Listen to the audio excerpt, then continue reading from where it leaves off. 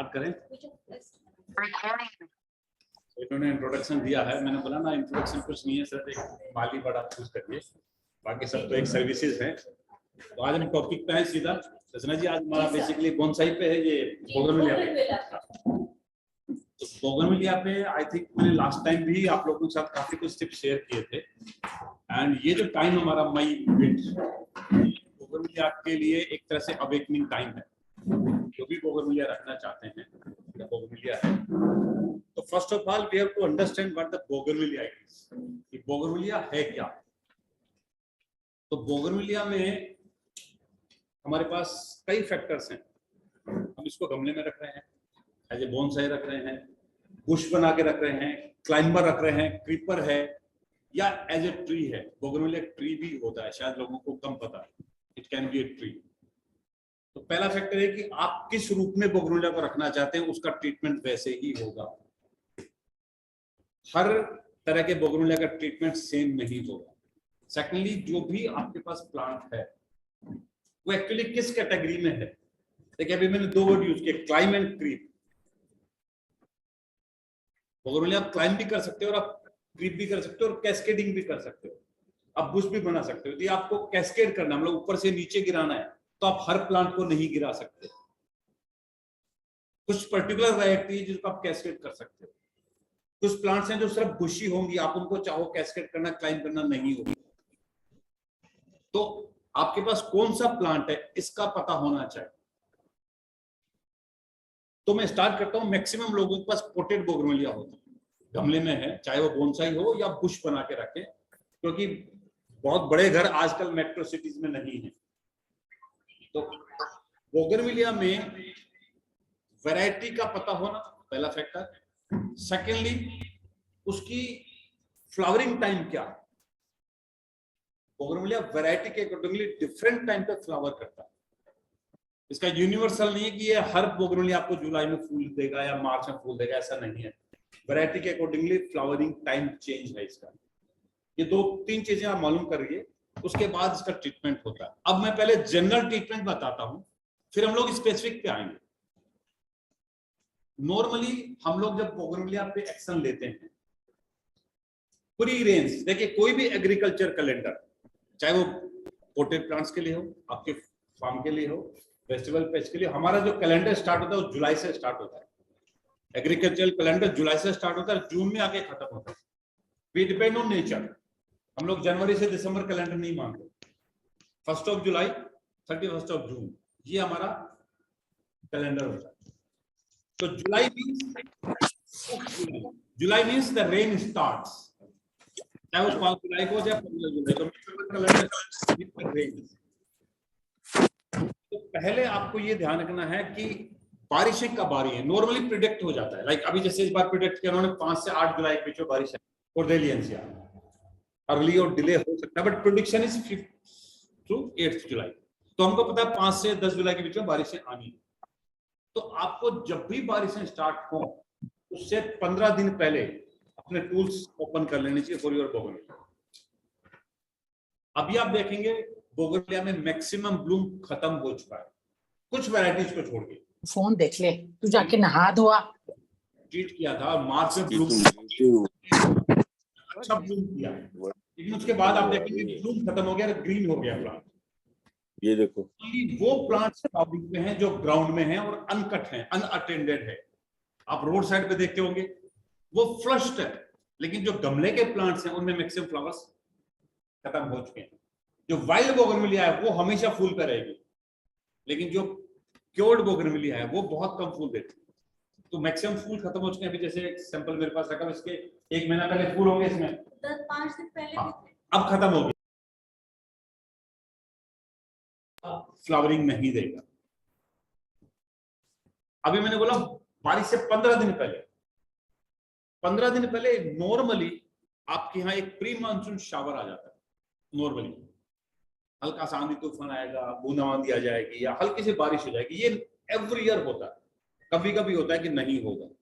Means that is indication उसके उस week में आपने इसको प्रूनिंग स्टार्ट कर दी। प्री मानसून जिनकी बोगनविलिया ब्लूम कर रही है उस समय, कुछ वैरायटी जैसे मतलब ब्लूम कर रही हो, वो वेट कर सकते हैं टिल रेन सेटल डाउन। जिस बोगनविलिया में फूल है वो बारिश तक फूल आ रहे हैं, लेकिन बारिश शुरू होने के बाद वो ड्राई हो जाएगा, वो फूल खत्म कर देगा, उसको उस समय करना है। आप इसको डिफरेंशिएट करिए, जो नॉन फ्लावरिंग हो गई है उस पर एक्शन लेना है, लेकिन जो फ्लावरिंग है इट्स अप टू यू। आप चाहें तो उसको कैरी ऑन कर सकते हैं, but for me I have to cut, मैं उसको कट कर दूंगा।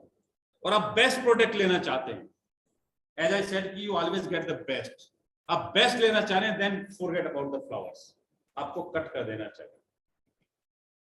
अब कट कैसे करना चाहिए, देखिए one word we usually call that skeleton cutting. अक्सर आपने मेरे मुंह से सुना होगा स्केलेटन कटिंग, एक होता है ना कटिंग प्रूनिंग कर दी, मैं यूज करता हूं स्केलेटन प्रूनिंग। तो आपको इस समय स्केलेटन प्रूनिंग करनी। स्केलेटन प्रूनिंग मींस सिर्फ उसका स्केलेटन छोड़ के सब कुछ हटा देना है, आपकी minor branches, parallel branches, literal branches, सिर्फ उसकी स्केलेटन ब्रांच जो है उनको छोड़ के सब कुछ हटा देना है। Almost 60% of your plant vegetative part is gone, 60% सिर्फ स्केलेटन रहेगा। This is the first act कि आपने प्री मानसून शावर पे स्केलेटन कटिंग करनी है। और जब आप स्केलेटन कटिंग करेंगे, मैंने बोला बारिश आते ही प्री मानसून से इंडिकेशन है और इसमें करना है, आपने वाटरिंग बंद कर देनी है पहले। ऐसा नहीं कि आपने सुबह पानी डाला अच्छे से और शाम को कटिंग कर दी, आपने कम से कम 2 दिन ड्राई रखना है कटिंग से पहले, और आपने कटिंग कर देनी है। और कटिंग के बाद भी पानी नहीं डालना। हम लोगों से कई बार अनजाने में गलतियां हो जाती है, कटिंग करिए सुबह, ये शाम को अगले दिन जैसे पानी लगाए सेपरेट में उसमें भी पानी डाल दिया।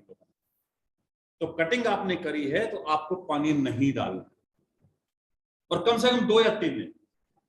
तो टोटल आपका ड्राई पीरियड हो गया 5 से 6 दिन, ये मस्ट है।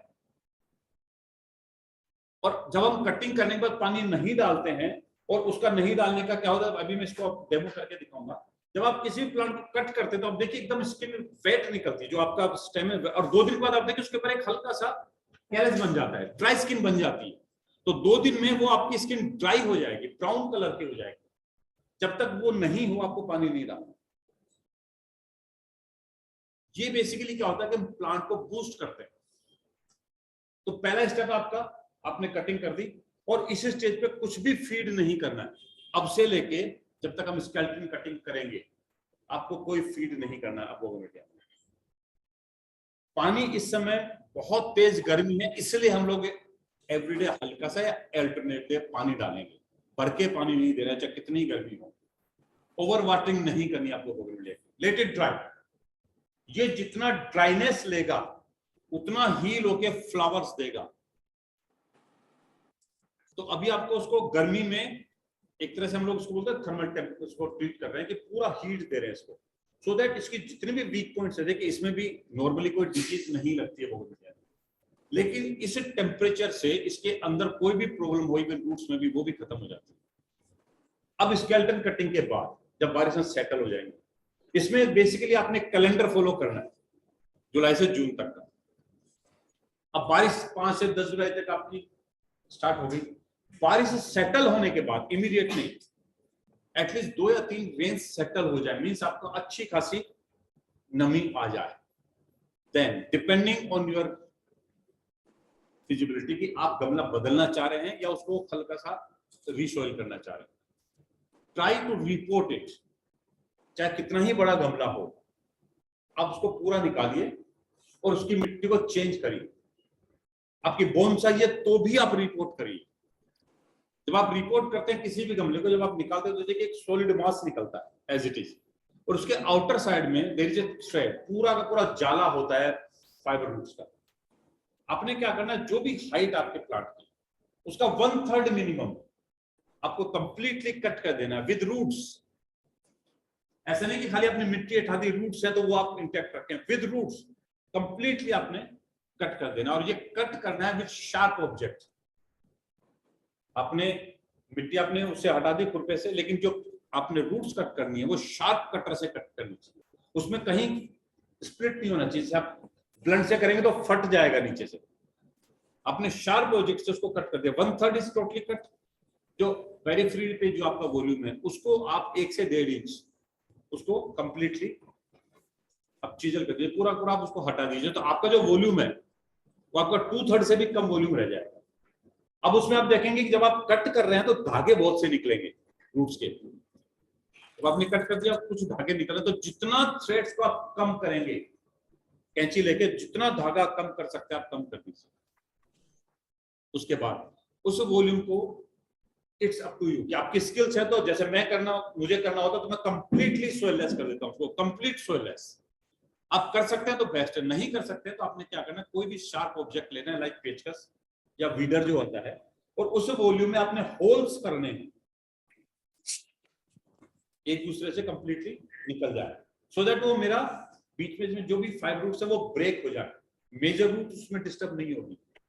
आप होल्स करेंगे तो 5 रूट्स डिस्टर्ब होगा। फिर आपने उसी गमले में या नए गमले में लगाना है, तो जो एड ऑन करना है वो कंप्लीट रिच कंपोस्ट होगा, सिर्फ कंपोस्ट होगा, कोई भी फर्टिलाइजर या एड ऑन नहीं होगा लाइक नीम खली, बोन मील, डीएपी, ये कुछ भी नहीं डालना है। नॉर्मली हम लोग क्या करते हैं जब गमले बदलते हैं जुलाई में, तो साथ में खाद के साथ आप लोग नीम खली, बोन मील या डीएपी कुछ ना कुछ आप ऐड करते हो, लेकिन बोगनविलिया में कुछ भी ऐड नहीं करना है, सिर्फ और सिर्फ कंपोस्ट। वो आपकी कंपोस्ट वर्मी कंपोस्ट हो सकती है, आपकी लीफ मोल्ड हो सकती है, लेकिन कंपोस्ट हो, रिच कंपोस्ट हो। उसमें आप थोड़ा सा देखिए, रेड ब्रिक्स होती हैं, लाल ईंटें, उसके टुकड़े, कुछ चारकोल, कोयला, लकड़ी का कोयला, उसके टुकड़े, जो स्लेट स्टोन होता है आप उसके टुकड़े, या जो खंगर जिसको हम लोग बोलते हैं बर्ड कोल, उसके टुकड़े आप उसमें मिला सकते हो, और वो मिलाना चाहिए। आप उस गमले में रखिए, उसको पूरा फिल कर दीजिए, और उस समय आपको कंप्लीट वाटरिंग करनी है जब तक एयर नहीं निकल जाए।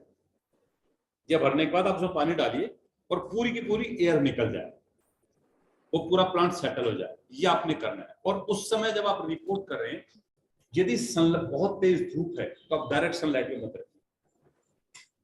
क्लाउडी वेदर है तो कोई इशू नहीं है, ये सिर्फ एक दिन के लिए, नेक्स्ट डे चाहे कितनी धूप पड़ो प्लांट को फर्क नहीं पड़ेगा। लेकिन बिकॉज हमने रूट डिस्टर्ब की है, तो इमीडिएट टेम्परेचर बहुत तेज होगा तो प्लांट हल्का सा विल्टिंग फील करेगा।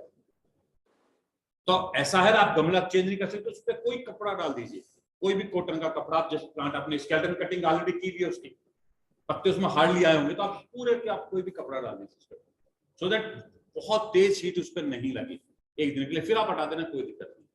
ये आपका पहला स्टेप हो गया। कंप्लीट रेन सीजन में मींस करीब 2.5 महीना आपको कुछ भी फीड नहीं करना,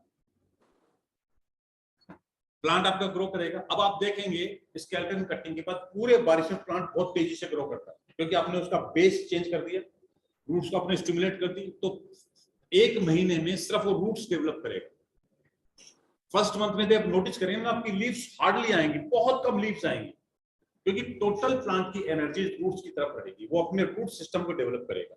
और जैसे रूट सिस्टम सेटल हुआ, उसने इमीडिएटली अपने फोलेज ग्रोथ लेगी।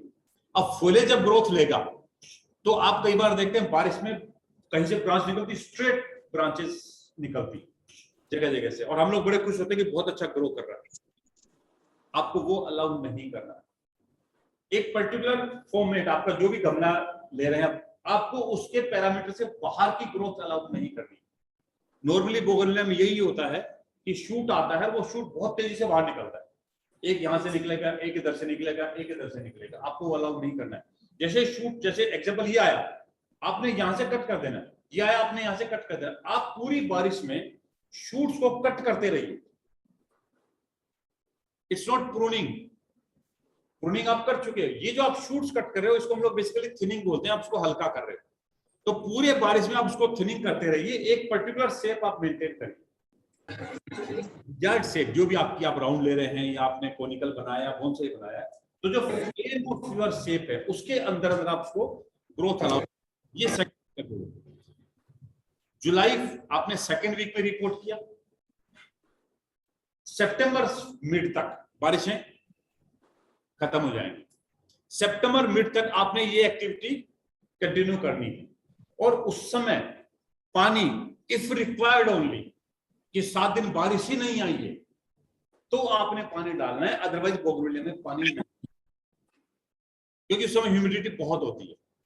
बारिश आ गई, एक दिन बारिश आ गई, उसको इतना पानी मिल जाएगा, उसको जरूरत है नहीं। आप बार बार पानी और डालेंगे तो रूट्स की सारी एनर्जी उसको ड्राई आपका प्लांट से बाहर करके लड़का आ रहा है, पतला सा, पहले भी आया है कई बार। मिड कॉफी सितंबर। दोनों अब आप मिड सितंबर का कॉफी मेरे लिए ब्लैक टी और वो मंगा दो।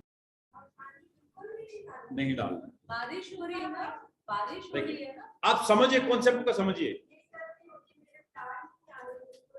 देखिए, यदि आप गौर से सुनेंगे पूरे सिस्टम को तो आपको पता चल जाएगा आप कहाँ गलती कर रहे हो। तो मैंने बोला बारिश के सीजन में पानी नहीं डालना, लेकिन एक हफ्ता बारिश नहीं होती है, ड्राइनेस सारी, तो आप थोड़ा पानी ऐड कर दीजिए, अदरवाइज नहीं डालना। 15 सितंबर के बाद अब देखिए बारिशें आपकी ऑलमोस्ट बाय बाय कर चुकी होती है, उसके बाद हार्डली बारिश आती है। उस समय आपने क्या करना है, गमले को कंपोस्ट, थोड़ा सा जो आपने कंपोस्ट मिला है, उसके बाद उस समय आपने एडोन फर्टिलाइजर्स डालना है। अच्छा, अब देखिए यहां पे बहुत इंपॉर्टेंट पॉइंट है कि एडोन जो डालना है उसमें नाइट्रोजन नहीं मिक्स करना। हम लोग गलती क्या करते हैं, डीएपी मिला देते हैं सबसे पहले। डीएपी में अमोनिया है, नाइट्रोजन फॉर्म है। यदि आपने किसी भी फॉर्म में नाइट्रोजन ऐड कर दिया तो आपका प्लांट पत्तों से भर जाएगा, फूल कमाएंगे, पत्ते ज्यादा जाएंगे। आपने क्या करना है, बेसिकली फास्फोरस पोटाश, तो आप बोन मील डाल सकते हो, आप सिंगल सुपर फास्फेट डाल सकते हो, सुपर फास्फेट वो एसएसपी, सिंगल सुपर फास्फेट डाल सकते हो, रॉक फास्फेट डाल सकते हो, मैग्नीशियम सल्फेट, ये मैं केमिकल नाम ले रहा हूं, इसमें कहीं भी कोई भी नाइट्रोजन नहीं है, फास्फोरस है, सल्फर है, मैग्नीशियम है, ये आप ऐड करिए।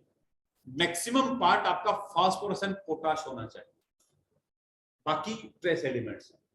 अब ये आप कितना ऐड करेंगे, जो भी आपका प्लांट वॉल्यूम है उसके अकॉर्डिंगली। फॉर एन एग्जांपल, यदि मेरे पास ये गमला हो, इस गमले में मुझे मैक्सिमम टोटल वॉल्यूम 50 ग्राम चाहिए, मतलब मेरी एक मुट्ठी बस, उस समय ऐड करना है जब बारिशें बाय बाय कर रही हो और मौसम खुल जाएगा।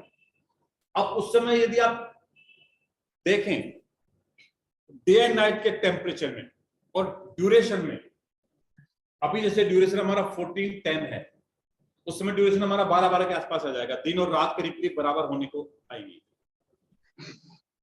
तो जैसे ही इक्वल आएगा आपका प्लांट, टेम्परेचर डाउन होगा, डे टेम्परेचर रेज रहेगा लेकिन नाइट टेम्परेचर आपका डाउन हो जाएगा, प्लांट्स में चेंजेस आना शुरू हो जाएंगे। आपके यहाँ जो भी एपेक्स स्प्राउट होगा उसमें हल्का सा कलर आपको दिखना स्टार्ट हो जाएगा। यदि आपने कटिंग नहीं करी तो वो कलर कहाँ आएगा, यहाँ पे एक कलर इधर आएगा, जो ब्रांच जहां है उस पॉइंट पे कलर आएगा। और जब आप इसको कट करते हैं तो यहाँ से लिटरल ब्रांचेस निकलेंगी, तो मल्टी हेड होगा। फिर आपने कट किया तो वो एक हेड आपका 10 हेड में बन जाएगा, तो 10 हेड पे आपका कलर आएगा, या तो यहाँ पे आए, यहाँ पे 10 पे आए। तो जब 10-10 के करीब होंगे तो पूरा पूरा बंच आपका फ्लावरिंग बंच होगा, वो आपके कलर पे आ गया, मींस आपके प्लांट ने अपना स्टार्ट कर दी है रौनक। अब उसके बाद जब आपका 50% आपका एपेक्स कलर चेंज कर ले, उसके बाद आपने इसको स्टिमुलेट करना है, आपने फीड कर दिया। अब आपने क्या करना है, इसको कुछ विटामिन देने हैं, लेकिन होममेड, आपको बाहर से कोई फर्टिलाइजर्स नहीं देने। उस समय बोगनविलिया में यदि आपने रूट्स में 1 टाइम सिर्फ, और ये करना कब है, जब ये अपने सिम्टम्स शो कर दे, जब ये अपने सिम्टम्स शो कर दे, मतलब कलर आना स्टार्ट हो जाए, आपने इस गमले में approximately 15 ml white vinegar add करना। आपके पास बड़ा गमला हो सकता है 50 ml ऐड करना पड़े, आप 1 टाइम उस समय आप व्हाइट विनेगर ऐड कर दीजिए रूट्स में, फिर आप भूल जाइए। हाँ, तो आपने व्हाइट विनेगर ऐड करना है। जैसे आप व्हाइट विनेगर ऐड करेंगे आप देखेंगे विदिन 10 डेज, क्योंकि फ्लावरिंग स्टार्ट कर चुका था वो, मतलब हमारा ये अक्टूबर मिड में, अक्टूबर मिड से अक्टूबर एंड तक, डिपेंडिंग के वेदर कैसा रहता है, आपका गमला लीफलेस एंड विद फ्लावर्स होगा, कंप्लीट फ्लावर्स के साथ होगा। ऐसा लगेगा इसमें पत्ता ही नहीं, फूल ही फूल है। और ये आपका चलेगा दिसंबर तक। दिसंबर तक वही पोजीशन रहेगी आपके फ्लावर्स की, उसमें कम नहीं होगा फ्लावर्स।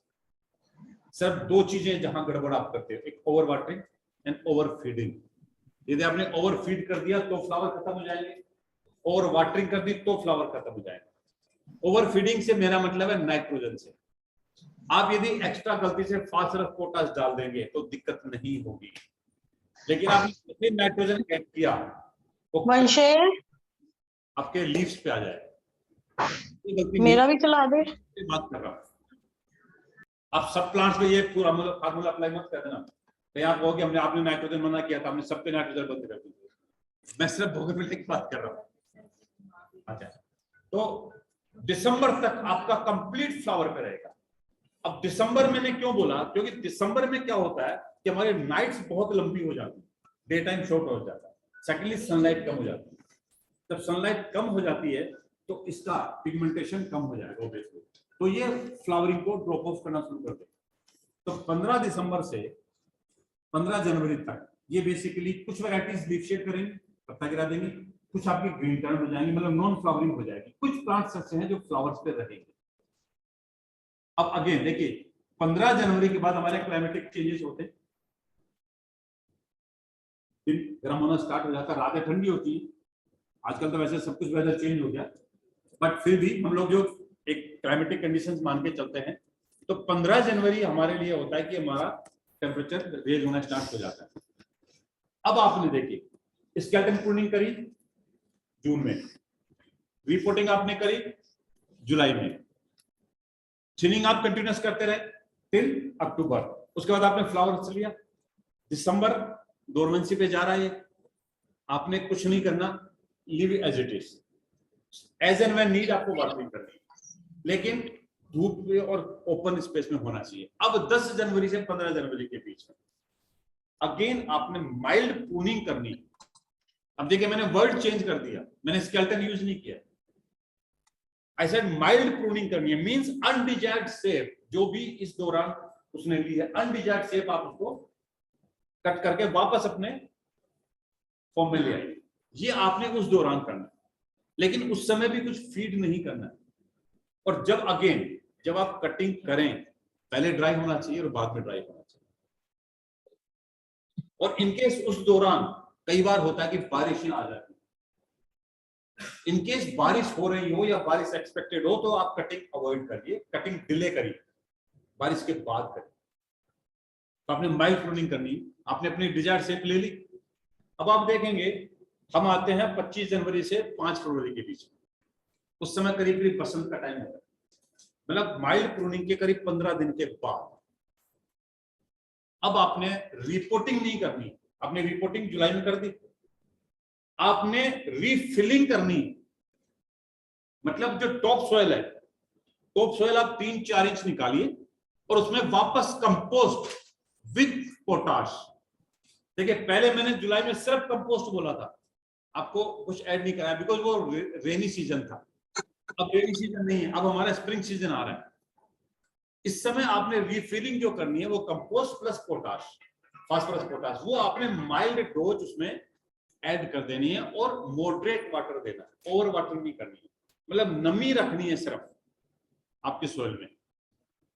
जैसे ही आप ये करेंगे 25 जनवरी से 5 फरवरी के बीच में, फरवरी मिड से लेके और फरवरी एंड तक आपका गमला अगेन जो आपका अक्टूबर में ब्लूम आया था उससे बेटर ब्लूम पे आएगा, कंप्लीट फ्लावर्स पे आएगा। और ये फ्लावर्स अब तक चल रहे हैं, जो अभी इसमें लास्ट फ्लावर है अब तक चल रहे हैं। तो वापस हम आ गए मई में, तो ये कंप्लीट ईयर आपकी बोगनविलिया का साइकिल, ये जनरल प्रैक्टिस है। अब इसको हम लोग लोकल एप्लीकेशन करेंगे, जैसे मैंने बोला ना स्पेशलाइजेशन, बोन चाहिए आपका गमला है या ग्राउंड में है, अब इसको उनपे अप्लाई कैसे करना है।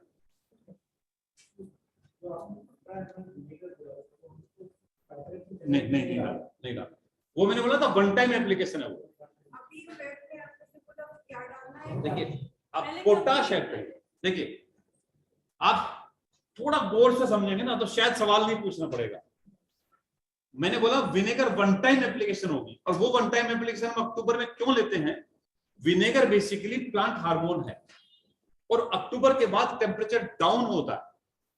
जब टेम्परेचर डाउन होता है प्लांट की पिगमेंटेशन वीक हो जाती है, उसको कंटिन्यू करने के लिए सिंपल सी बात है कि जैसे सर्दी बढ़ती है हमारी इंटेक बढ़ जाती है फैट की तरफ। आप ड्राई फ्रूट्स आप खा सकते हो, आप विंटर्स में खा सकते हो ना, वही चीज इसके साथ अभी आपको नहीं डालना है इसमें, उस समय डालना। और अब इसको जैसे बोन साइज इनका है, ये मैंने जो बताया आपको एक जनरल इसकी थ्योरी बता दी। अब थोड़ा मैं स्पेसिफिक आता हूं जो बोन साइज है। अब बोन साइज में क्योंकि एक एक्सपर्ट स्किल वो है, इसमें ट्रीटमेंट लाइन थोड़ा सा एड ऑन हो सकती है। जो बोन साइज जिनके पास है उसमें बेसिकली इस साइकिल के अलावा भी हमको ट्रीटमेंट लाइन देनी पड़ सकती है। उसमें प्रूनिंग, थिनिंग कंटिन्यूटी में जा सकती है, बार बार करनी पड़ सकती है। उसमें फीडिंग बार बार करना पड़ सकता है, बिकॉज उसका जो वॉल्यूम ऑफ सॉइल है वो बहुत कम है। तो वन टाइम फीड से उसको काम नहीं चलेगा, उसको हम लोग frequent feed, lesser amount but frequent feed वो करना पड़ेगा। अब वो कैसे करना पड़ेगा, जैसे हम लोग अक्टूबर में लेते हैं तो अक्टूबर से और नवंबर के बीच में 3-4 बार में करना पड़ेगा। आप वन टाइम में डाल देंगे तो क्या होगा, कंप्लीट एनर्जी एक साथ वो चलेगा। तो बोन साइज जिनके पास है उसमें फ्रीक्वेंसी बढ़ानी पड़ेगी, क्वांटिटी सेम हो सकती है लेकिन फ्रीक्वेंसी बढ़ेगी। जिनके पास पोटेड प्लांट्स हैं उनका थ्योरी ये रहेगी जो मैंने आपको समझाई थी।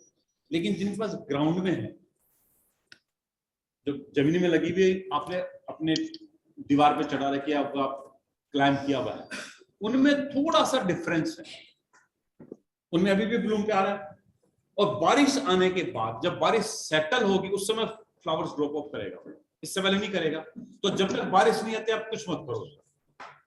जैसे बारिश सेटल हो जाए उसके बाद अनवांटेड ग्रोथ, अनडिजायर्ड ब्रांचेस को आप जैसे अननेसेसरी ग्रो कर रहा है या ओवरग्रोन हो गया या अनवांट, वो आप कट कर दीजिए। एक पर्टिकुलर जिस शेप में आप चाह रहे हैं, जहां तक आप चाह रहे हैं वहां तक उसको ट्रेन करके कट कर दीजिए। वो some sort of skeleton pruning ही होगी, क्योंकि वो आपका मेजर कटिंग होगी।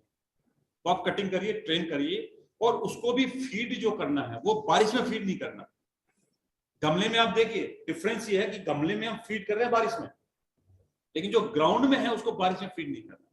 उसका वन टाइम फीड होगा पोस्ट रेंस, जैसे बारिशें खत्म होती हैं आपको फीड करना है। और फीड बहुत माइनर होगा। यदि आपकी बहुत पुरानी बोगनविलिया है तो शायद फीड करने की जरूरत भी नहीं है, क्योंकि उसके रूट्स बहुत डेप्थ में जा चुकी हैं, आपको फीड नहीं करना। अदरवाइज सिर्फ अक्टूबर में आप उसमें हल्का सा फीड कर दीजिए और कंपोस्ट और पोटाश, सो दैट आपका वापस ब्लूम आना स्टार्ट हो जाए। वो आपका दिसंबर में भी ब्लूम खत्म नहीं करेगा, जो ग्राउंड में वो कंटिन्यूटी में रहेगा। सिर्फ जनवरी में जब मौसम चेंज होता है उस समय आप चाहें तो उसको हल्का फीड कर दें, नहीं कोई दिक्कत नहीं आएगी, वो कंप्लीट फ्लावर पे रहेगा। बारिश में उसको प्रून करना जरूरी है टू गेट मैक्सिमम फ्लावर। यदि आपने बारिश में प्रून नहीं किया तो वो बारिश के बाद फ्लावर नहीं देगा, वापस गर्मी में फूल देगा। तो उसका फ्लावरिंग ड्यूरेशन बढ़ाने के लिए आपको बारिश में प्रून करना चाहिए। ये गमले का। अब एक मैंने थोड़ी देर पहले बोला था कैस्केडिंग वैरायटीज, गमले में है बुश बनकर, एक हम लोग ऊपर से नीचे गिराते हैं। तो आपको ये श्योरिटी रखनी होगी कि आप जो प्लांट कैस्केड करना चाह रहे हैं वो बोगनविलिया कैस्केडिंग वैरायटी ही हो। आप डिफरेंट वैरायटी यूज करेंगे, आप उसको कैस्केड नहीं कर सकते। फॉर एग्जांपल जैसे हमारे जो बुशी प्लांट है, जो टॉर्च ग्लोरी आती है, इसको चाइनीज वो बोलते हैं, उसको आप कैस्केड नहीं कर सकते। या डॉक्टर राव, उसको आप कैस्केड नहीं कर सकते। सीमा जो वैरायटी उसको आप कैस्केड नहीं कर सकते। ये जो वैरायटी है मेरी पामर, इसको आप क्लाइंब कर सकते हो, इसको कैस्केड भी कर सकते हो। तो आप जब वैरायटी सेलेक्ट करो कैस्केड की तो आप कोशिश करिए कि वो कैस्केड वाली। अब दूसरा, कैस्केड जब हम करते हैं, बोगनविलिया का एक नेचर होता है कि वो मेन स्टेम के साथ अपने स्पाइक को ऊपर लेके जाता है। इसमें आपको जो लंबा स्पाइक होता है उसको कट नहीं करना है, जो कैस्केड वैरायटी। इससे पहले मैंने बोला था आप कट करते रहिए। जब आप कैस्केड कराएं तो आपने जिस साइड में कैस्केड कराना है वहां पे जो भी लीनर ब्रांचेस हैं उनको आपको अलाउ करना है। और अलाउ करने के साथ में अब ये अपने आप, क्योंकि इसमें वुड हार्ड वुड होती है, आप इसको ट्रेन नहीं करेंगे तो थोड़ी देर के बाद ये हार्ड होके स्ट्रेट हो जाएगा। आपने क्या करना है, इसके एपेक्स पे कोई भी हल्का सा वेट, आप एक गमले का टुकड़ा या आप धागे से बांध के इस पे लगा दो ताकि उसके वेट के साथ ये लीन हो जाए। तो जितनी ब्रांच आपको कैस्केड करनी उतनी ब्रांच को आप ट्रेन करिए नीचे की तरफ। बाकी को आप, जैसे ये ब्रांच है यहां मुझे ट्रेन करना, इधर की जितनी ब्रांच है उनको आप कट करते रहिए। ये आपको कभी अलाउ नहीं करना, कट करते रहिए, इसको कैस्केड करते रहिए। तो जिस साइड में आप कैस्केड करना चाहेंगे, जब ये ब्रांच हार्ड हो जाएगी कैस्केड होने के बाद, तो वो हमेशा नीचे ही रहेगी, वो ऊपर नहीं जाएगी। उसका जो लेटरल ब्रांचेस हैं वो अपने हिसाब से ट्रेनिंग देते रहिए। तो ये आपको कैस्केड में ट्रेनिंग देगी। बाकी फीड सिस्टम सेम होगा जो आपका गमले का। तो बड़ा सिंपल तरीका है बोगनविलिया को लेने का। और अभी मैं इसका, अभी टाइम नहीं है, बट मैं इसका डेमो करके आपको दिखा देता हूँ, तो जब आपको बहुत क्लियर हो जाए। मेरे ख्याल से जुलाई से लेके और वापस जून तक कैलेंडर आपको समझ में आ गया। अब आप जहां मिस्टेक करते हो मैं वो बता देता हूं आपको, फिर हम आगे बढ़ते हैं। आप कहां गलती करते हो? पहली, आप पानी आप अननेसेसरी और अनवांटेड वाटरिंग करते हो, पहली मिस्टेक। दूसरी, जब भी आप फीड करते हो, अपने गमलों में खाना खिलाया सबको, उसी समय आप इसको भी खिला देते हो, वही मिक्सचर। उसमें डीएपी भी आ जाती है, आपकी नीम खली भी आ जाती है, आपके सरसों की खली भी आ जाती है। माली आपका कहता है कि ये चीज है, तो वही चीज आप इसमें भी। तो सेकंड मिस्टेक आपकी ये होगी। तीसरा, इसकी जो प्रूनिंग होती है, आप गलत टाइम पे करोगे कटिंग, तो कभी भी फूल नहीं देगा। उसके अलावा आप गलत प्लेसिंग करोगे, मतलब धूप नहीं मिलेगी। ये कंप्लीट सनी प्लांट, यदि छाया में रखा है तो आप जितना भी एफर्ट्स कर लो, ये फूल नहीं देगा। इसको धूप मिलनी चाहिए, कम से कम 6 से 8 घंटा इसको धूप मिलेगी, तो ही ये ब्लूम करेगा। शेडी प्लेस है तो ये ग्रीन भी कम रहेगा, मरेगा नहीं प्लांट, पत्ते देगा लेकिन बहुत लेस। तो ये जनरल मिस्टेक्स आप करते हो। इसके अलावा एक और जो गलती आप करते हो, क्या करते हो, कई बार मैंने देखा प्रैक्टिकली कि बड़े गमले में आपने ड्रम में बोगनविलिया लगा दी, बोगनविलिया के नीचे से तना बन गया, ऊपर चल गया, और आपका माली एडवाइस करेगा जगह खाली, इसके अंदर सब्जियां लगा दो। ये होता है, और हम लोग क्योंकि जगह नहीं करना पड़ता है, तो बोगनविलिया में हम लोग क्या करेंगे, पालक लगा दिया, धनिया लगा दिया, मेथी लगा दी कि सरफेस पे ग्रीन। जब आपने वो लगा दिया तो बोगनविलिया के फ्लावरिंग कम हो जाएगी। रीजन, उसको पानी देना पड़ेगा रोज, उसको आपको न्यूट्रिशंस देने पड़ेंगे। तो बोगनविलिया की रूट्स वो सारा पानी खींच लेती है, वो सारा न्यूट्रिशंस खींच लेती है, एब्जॉर्ब कर लेती है, तो जो उसको चाहिए ही नहीं उसको मिल रहा है। तो आप यदि इंटरक्रॉपिंग कर रहे हो तो आप वो क्रॉपिंग करिए जो इसके साथ सूटेबल हो। ग्रीन वेजिटेबल्स कभी मत लगाइए। गर्मियों में इसके साथ आप कुकर बीट्स लगा सकते हैं जितना मर्जी।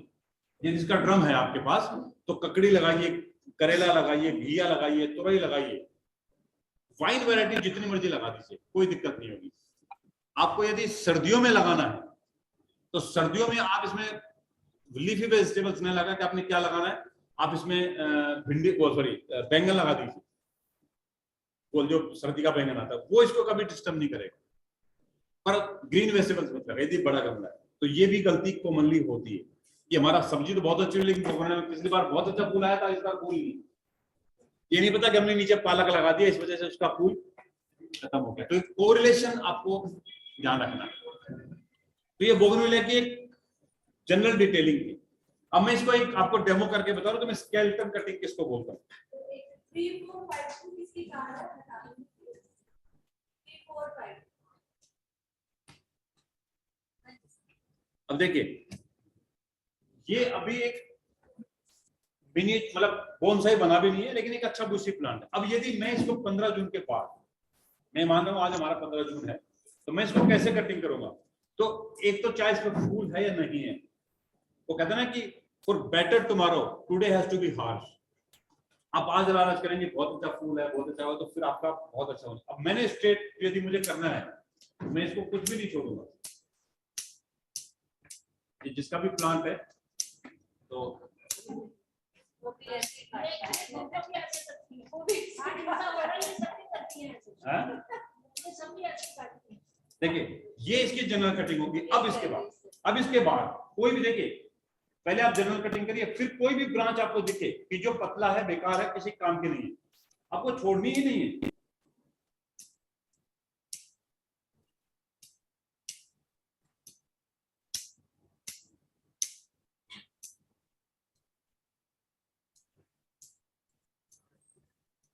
इसमें कोशिश करिए कि जितना आप इसको लीफलेस कर सकते हैं, लीफलेस भी आप लीफलेस करेंगे उतना बेहतर होगा। अभी थोड़ी देर पहले मैंने आपसे क्या बोला था, आपको ट्राई करना है। यदि पत्ते होंगे तो उसको पानी की जरूरत पड़ेगी, तो इसलिए लीफलेस कर दो कंप्लीट। स्केलेटन मींस खाली स्केलेटन रहे इसका। ये नहीं देखिए कर सकते हो, लेकिन आपके पास स्किल हैंड्स होनी चाहिए, उसकी स्किल थॉटफुल होनी चाहिए। जैसे मुझे करना है अक्टूबर में, मैं अक्टूबर में करूंगा, लेकिन पर्पस क्या है कि मुझे पता है कि मुझे जनवरी में खिलाना, फरवरी में खिलाना है, कब खिलाना है। हो सकता है मेरा कैलेंडर कुछ और हो। तो इन जनरल स्केलेटन हमेशा जून में होनी चाहिए इन जनरल। स्पेशलाइज कई बार क्या होता है, जैसे मेरे पास लास्ट ईयर रिक्वायरमेंट थी कि हमको सिर्फ और सिर्फ फरवरी में ये चीज चाहिए, इससे पहले चाहिए ही नहीं, तो मैंने जनवरी तक फूल आने ही नहीं दिया, कोई भी फूल खिलाया ही नहीं मैंने, फरवरी से लेके अब तक खिला रखा। तो ये इट्स अप टू यू कि आप क्या करना चाह रहे हैं, बट इन जनरल, मैं जनरल बात कर रहा हूं। देखिए ये स्केलेटन हो गया। अच्छा, अब इसमें इन्होंने ये ग्रीन लगा रखा है, मल्चिंग है, बफर है, कोई इशू नहीं है। लेकिन बारिश में अब इसको क्योंकि मैं निकालना नहीं चाह रहा, अदरवाइज मैं इसको निकाल के ना बेर रूट करके देता, ये टाइम नहीं है बेर रूट करने का। कभी बारिश में इसके लिए ये होगा, आप या तो मेरा वीडियो आप इनको शेयर कर दो। मैंने बोगनविलिया पे 2-3 वीडियो बना के डाले थे, शायद आपको शेयर किया हुआ है। स्केलेटन प्रूनिंग पे पूरा स्केलेटन प्रूनिंग करी मैंने, फिर उसको जब मैंने रिपोर्ट किया था वो 10 दिन के बाद, फिर उसको मैंने रीफीड किया जब, और मैंने बेयर रूट कैसे किया था वो भी मैंने पूरा वीडियो डाला था, वो आप देख सकते हो, उससे आपको बिल्कुल क्लियर हो जाएगा। और कैसे हम लोग रूट हटाते हैं, कैसे उसकी मिट्टी मिक्सर करते हैं, वो सब उसमें डाला हुआ है। आज क्योंकि टाइम नहीं है, बेटर नहीं है, प्लांट पे मैं वो नहीं करना चाह रहा, तो ये स्केलेटन कटिंग होगी। अब जो मैंने बोला था कि आपको थिनिंग करनी, अब ये जब ग्रो करेगा, अब देखिए होता क्या है, बड़ा मैजिकली यहां से ब्रांच निकलेगी, कहीं ये सीधा ऊपर जाएगी, तो अलग अलग एंगल से ब्रांच निकलेगी, सीधा ऊपर जाएगी। फॉर एग्जाम्पल ये यहां से ब्रांच निकलेगी, ये यहां जाएगी सीधा। अब ये हमारे किसी काम के, अब हमने क्या करना है कि जब ब्रांच निकल रही है, आप इससे ऊपर जाने मत दो। जो ब्रांच जहां से निकले, ब्रांच यहां से निकल रही है, आपका फ्रेमवर्क यहां है, तो आप इससे ऊपर मत जाए। तो बेसिकली आपने इसका जो फ्रेम है, वो फ्रेम ये है, यदि आप इसको गौर करें तो ये बेसिकली मेरा ये फ्रेम है। तो इस फ्रेम से बाहर और इसके नीचे देखिए, आप गौर करें, ये है पूरा, इसका यहां तक ग्रोथ है, ये बेसिकली ये, इससे बाहर कोई भी ग्रोथ नहीं जानी चाहिए। आप इसको कट करते रहिए, फीड करिए, उसके बाद फिर इसका आप चमत्कार देखिए। और इसका जिस तरह से ब्लूम आता है इन प्लांट्स का, अपने से कितने लोगों ने मेरे बोगनविलियास की गमले देखे होंगे, मतलब तो वो ही रिजल्ट आपको मिलेगा।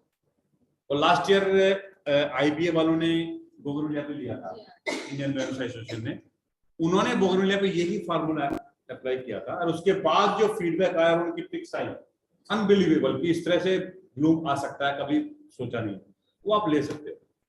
तो ये बोगनविलिया पे जनरल। अब पहले आप बोगनविलिया पे सवाल जवाब करो, फिर हम आगे। वो मैं प्रोपोगेशन के बारे में, बोगनविलिया की प्रोपोगेशन, एक चीज तो आपने बताया कि खाली कंपोस्ट इसमें डालते हैं, इम्पोर्टेंट, तो there should be no soil, कोई मिट्टी नहीं, कुछ नहीं। देखिए अब मैं इसको बहुत डिफाइन कर देता हूँ, बड़ा अच्छा सवाल पूछा इन्होंने। मैंने जब गमला रिपोर्टिंग हम करते हैं, मैंने 3 चीजें बताई थी। पहला 1/3 बॉटम काट, उसके बाद ये एक्चुअली बोनसाई है ना, वो वाला गमला नहीं। तो उसके बाद जो आउटर पेरिफेरी है, उसको मैंने 1 से 1.5 इंच, इसको मैंने बोला आपको उसको पूरा छील दीजिए। 2 चीजें। तीसरा मैंने बोला कोई भी शार्प ऑब्जेक्ट चले उसको होल करना है, तो आप हाँ उसको थ्रू एंड थ्रू कर दीजिए, साइडों से भी हटा, यूज करने से तो भर जाएगी, कुछ नहीं होगा। देखिए आप जितना घबराएंगे ना, आप मान के चलिए प्लांट आपके साथ प्ले कर रहा है, जिस दिन आपके मन से डर खत्म हो गया, आपका गमला आपके साथ खेलेगा। जब तक आप डरोगे कि ऐसे क्या होगा, साथ में वो भी डरता है। इसलिए फियरलेसली काम करिए, आप उसको पूरा का पूरा पंच कर दीजिए थ्रू आउट। ये आपका बेस तैयार हो गया। अब उसको जो आपने जितना वॉल्यूम हटाया उतना रिफिल करना है। अब मैंने एक वर्ड यूज किया था, रिच कंपोस्ट आपने ऐड करनी, मैंने सोइल का नाम नहीं लिया। अब रिच कंपोस्ट क्या होती है? रिच कंपोस्ट मींस वो कंपोस्ट जिसमें कंपोस्ट अच्छी हो, साथ में कुछ मिट्टी मिली हुई हो। देखो, एक होती है कंपोस्ट, कंपोस्ट में वर्मी कंपोस्ट है। रिच कंपोस्ट किसको बोलते हैं? जिसको हम लोग खाद को तैयार करते हैं। तो रिच कंपोस्ट में अब ये सोयल पार्ट आपका बराबर नहीं होना चाहिए, मतलब सोयल पार्ट बहुत कम होगा, सो दैट जो कंपोस्ट है उसको स्टिकनेस मिले, और कंपोस्ट ज्यादा होगी। और रिच कंपोस्ट मीन्स उसमें ऐसा नहीं हो कि बहुत हल्का कोई आपने लोकल ले लिया जिसमें कोई वही अच्छा वर्मी कंपोस्ट, या वो कंपोस्ट जो आपका खुद का तैयार किया हो, या बहुत अच्छा हेल्दी कंपोस्ट हो, गाय का गोबर हो तो वो कम से कम 1-1.5 साल पुराना हो, जो पूरा का पूरा सड़ चुका हो, वो आप इसमें ऐड करें। हाँ, अब देखिए, इसको जितनी नाइट्रोजन की जरूरत होती है वो कंपोस्ट में है, तो नाइट्रोजन पार्ट इसको मिल जाता है। सेकेंडली, प्लांट्स नाइट्रोजन एयर से लेते हैं, प्लांट नाइट्रोजन एयर से लेते हैं, तो जितना इसको नाइट्रोजन की जरूरत होती है वो उसको मिल चुका है, तो नाइट्रोजन की आपको जरूरत नहीं है।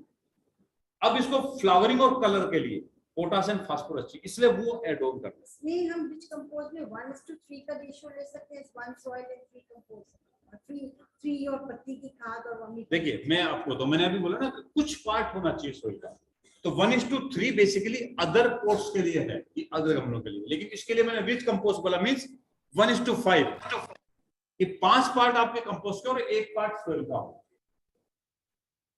उसका रीजन क्या है कि जितना कंपोस्ट होगा उतनी, हमने आउटर रूट सारी काट दी, उसको स्टिमुलेट कर दिया, तो वो उतना रूट डेवलप करेगा। मैंने बोला ना, फर्स्ट मंथ, पहले महीने से रूट्स पे एक्ट करेगा वो, तो 1 महीना वो सारे रूट्स डेवलप करेगा। किसी भी बिल्डिंग के लिए फाउंडेशन बहुत जरूरी है, तो वो पहले फाउंडेशन बनाएगा, रूट्स डेवलप करेगा, और यदि सॉफ्ट नीचे नहीं मिला, कंपोस्ट नहीं मिली, तो रूट्स डेवलप नहीं होगी, और रूट्स ही अच्छी डेवलप नहीं होगी तो उसका एंड रिजल्ट ऊपर नहीं आएगा। तो ये एक सिस्टम है इसका। उसके बाद आप देखेंगे तो वंडरफुल मतलब रिजल्ट्स आपके आएंगे। हाँ, देखिए, एसएसपी पाउडर फॉर्म में आता है, उस समय जब हमको ऐड करना होता है, मैंने बोला था आपको टॉप अप सोयल ऐड करेंगे। अब टॉप अप ऐड करने के लिए मैंने एक साथ में कहा था कि कुछ आपको उसमें कंपोस्ट मिलाना है। अब आपको लगता है इस गमले में हमने ऊपर से निकाला, इतना हमने सोयल निकाल दी बाहर, अब इतनी सोयल हमको वापस डालनी है। अब उसमें आपका हो सकता है इतना एसएसपी हो, इतना आपका एमजीएफ जो भी आपके हो, तो आप इतनी कंपोस्ट लें, उसमें उसको मिला दें, अच्छे से मिक्स करिए और उसको वापस भर दीजिए। बेसिकली क्या होता है कि जो भी फास्फोरिक फर्टिलाइजर्स होते हैं वो इमीडिएट अवेलेबल नहीं होते, उनको टाइम लगता है, हफ्ते 10 दिन 15 दिन, धीरे धीरे डिसॉल्व होते हैं। अब पानी में डालेंगे तो भी वही बात हो, ग्रेनुलर रहेगा। तो बेस्ट होता है कि हम लोग कंपोस्ट में मिक्स करके और उसको फीड कर देते हैं। आपने उसमें थोड़ी सी बोन मील डाली है, जो भी डालना है, तो कंपोस्ट में मिक्सर बना लो और वो मिक्सर आप उसमें फिल कर दो, वो बेस्ट तरीका होता है। तो ये आपका बोगनविलिया का प्रोसीजर है।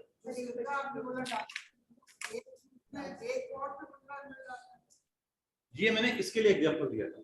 अब बड़ा है तो 50 ml भी हो सकता है, जैसे आपका गमला यदि बड़ा हो तो 50 ml भी हो सकता है। हाँ, अब देखिए, अब ये अपने आप लिक्विड है, आप पानी इसमें डालते हो, जिस दिन आपने पानी डालना है आपने इसमें डाला और ऊपर से आपने पानी डाल दिया, तो आपको प्रीमिक्स करने की जरूरत नहीं है, पानी के साथ तो डाइल्यूट तो अपने आप हो जाएगा।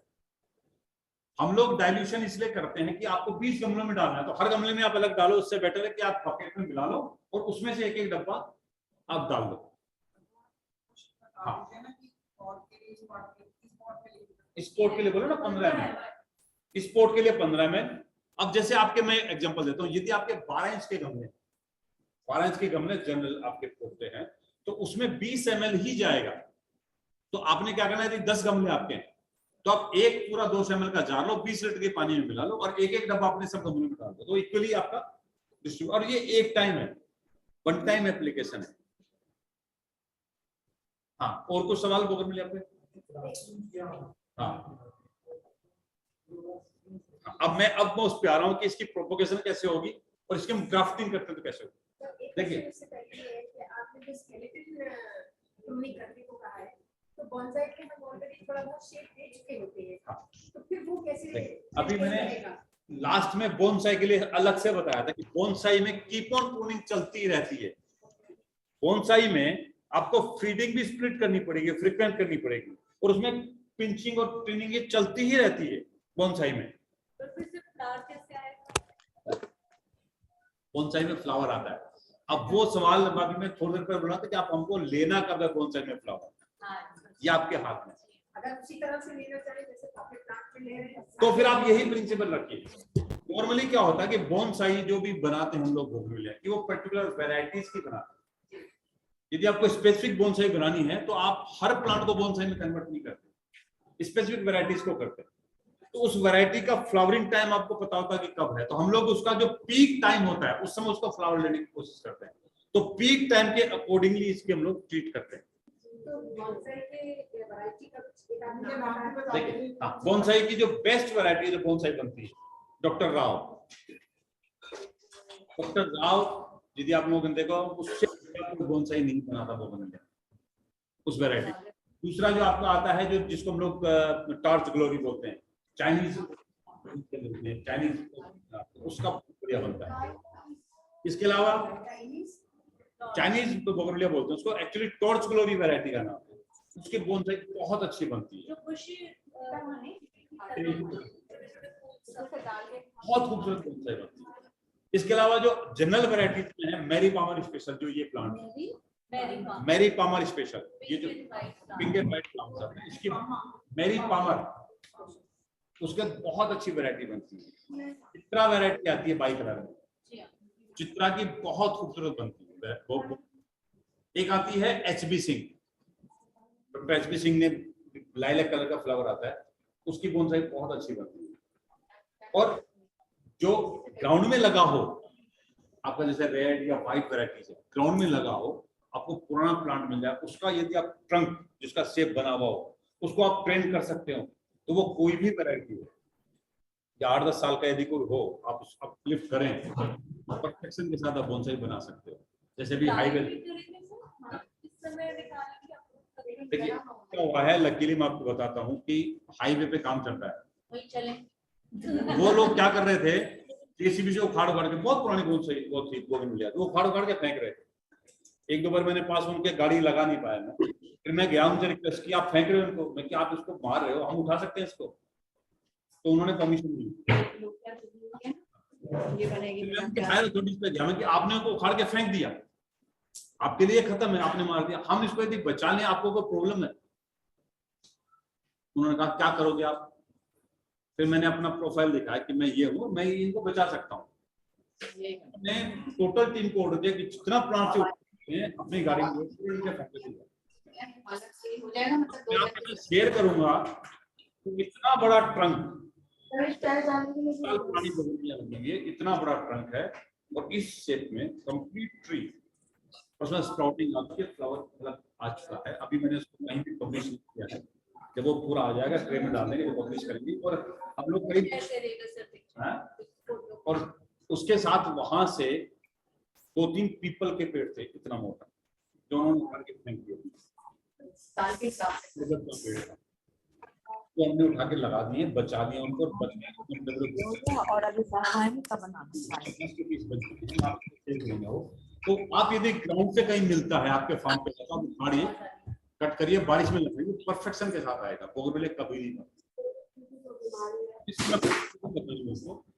प्रोपगेशन का जो बेस्ट टाइम होता है, देखिए बोगनविलिया में क्या करते हैं, नॉर्मली लोग कटिंग करते हैं और डंडी को एज इट इज लगाना शुरू कर देते हैं, और उसमें से सक्सेस भी हो जाती है। जब आप बारिश में लगाते हैं तो आप देखते हो उसमें पत्ते आना शुरू हो जाते हैं, फिर फोन आता है सब पत्ते आ गए थे, 1 महीने बाद पत्ते भी जल गए, प्लांट भी खराब हो गया। ऐसा क्यों हुआ?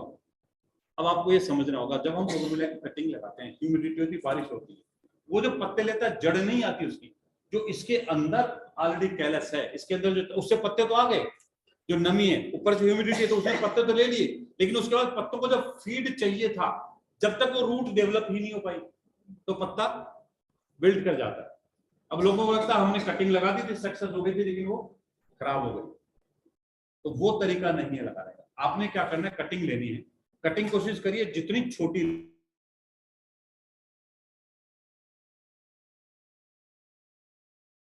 होती है, ये जो आंखें होती है, कम से कम 2 बर्ड्स को आप ग्राउंड करिए और नीचे वाला जो पार्ट है, सबसे नीचे वाला पार्ट है, उसकी पील ऑफ कर दीजिए।